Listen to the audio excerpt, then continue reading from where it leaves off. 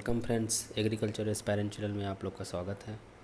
आज हम लोग दोस्तों global warming, source of green house gases और ग्लोबल वार्मिंग का एग्रीकल्चर पे क्या इफ़ेक्ट होता है, ये सब के बारे में देखेंगे। ठीक है दोस्तों, सबसे पहले अगर आप हमारे चैनल में नए हैं और एग्रीकल्चर एग्ज़ाम्स का तैयारी करना चाहते हैं तो चैनल को सब्सक्राइब कर लें और नोटिफिकेशन बेल को दबा लें ताकि नया वीडियो का नोटिफिकेशन हमेशा मिलते रहेगा। ठीक है, तो शुरू करते हैं। Global warming, surface of the earth is warmth from sun heats. ठीक है, ग्लोबल वार्मिंग में क्या होता है, सन हीट से सरफेस जो होता है वो गर्म होता है। Earth absorbs most of sun energy but reflects back some energy in the form of infrared radiation. जब हीट अर्थ में पड़ता है तो कुछ पोर्शन को एब्जॉर्ब करता है अर्थ, ठीक है, सन एनर्जी का, और बाकी को रिफ्लेक्ट कर देता है इंफ्रारेड रेडिएशन के फॉर्म में। ठीक है, ग्रीन हाउस गैसेस कौन कौन सा है? पहला है CO2 55% रहता है, मीथेन है 25%, CFC है 11% और डाई नाइट्रोजन ऑक्साइड है 4%। ठीक है, ये ग्रीन हाउस गैसेस कहलाते हैं। These gases are present in atmosphere, transmit the infrared radiation and reflect back to the earth. ठीक है, ये जो गैसेस है वो एटमॉस्फेयर में रहता है, जो इंफ्रारेड रेडिएशन को ट्रांसमिट करता है और रिफ्लेक्ट होके अर्थ में ही आ जाता है।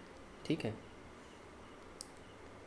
This reflected energy falls on the earth surface and keeps it warmer. और ये जो एनर्जी जो अर्थ की तरफ आता है वो वार्म कर देता है अर्थ को। ठीक है, अर्थ सरफेस को। This is called global warming और ग्रीन हाउस इफेक्ट। ठीक है, इसी को कहते हैं ग्लोबल वार्मिंग। ठीक है, समझ आया? जो एनर्जी रिफ्लेक्ट बैक होके जाता है लेकिन वो एटमॉस्फेयर से वापस अर्थ की तरफ आ जाता है, तो इसके कारण जो अर्थ सरफेस है वो वार्म हो जाता है। इसको कहते हैं ग्लोबल वार्मिंग या ग्रीन हाउस इफेक्ट। अब देखते हैं सोर्स क्या क्या है ग्रीन हाउस गैसेस का। In developed countries emission from automobiles and factories contain CFCs। ठीक है, क्लोरोफ्लोरोकार्बन्स कहाँ से आता है? इमिशन फ्रॉम ऑटोमोबाइल से आता है और फैक्ट्रीज से। In developing countries deforestation cases rise in CO2 level, methane gas from pedi field and live stock and nitrous oxide from nitrogen based fertiliser. मतलब जो डेवलपिंग कंट्री है उसमें कहाँ से आता है ये ग्रीन हाउस गैसेस? पहला तो है डिफॉरेस्टेशन से, है ना, जंगल की कटाई से, पेड़ की कटाई से CO2 लेवल जो है वो बढ़ता है। और जो धान के फील्ड से मीथेन गैस रिलीज़ होता है उससे बढ़ता है। फिर लाइव स्टॉक से भी, और नाइट्रस ऑक्साइड जो नाइट्रोजन बेस्ड फर्टिलाइज़र जो यूज़ करते हैं क्रॉप्स में, उससे नाइट्रस ऑक्साइड आता है।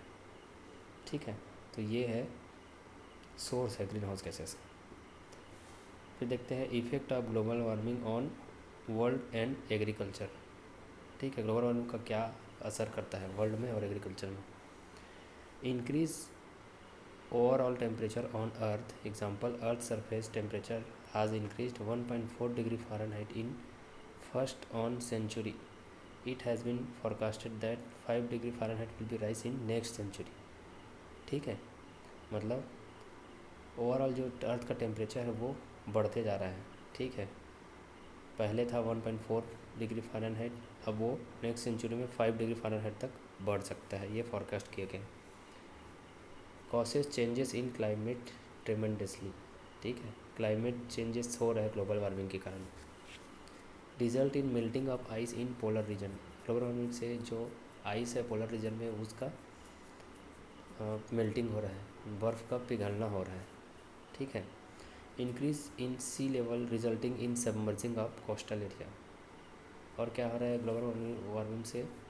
जो सी लेवल है वो इंक्रीज़ हो रहा है, जिससे जो सी के नज़दीक का जो एरियाज़ है, कोस्टल एरियाज़, वो सबमर्ज होते जा रहा है, डूबते जा रहा है।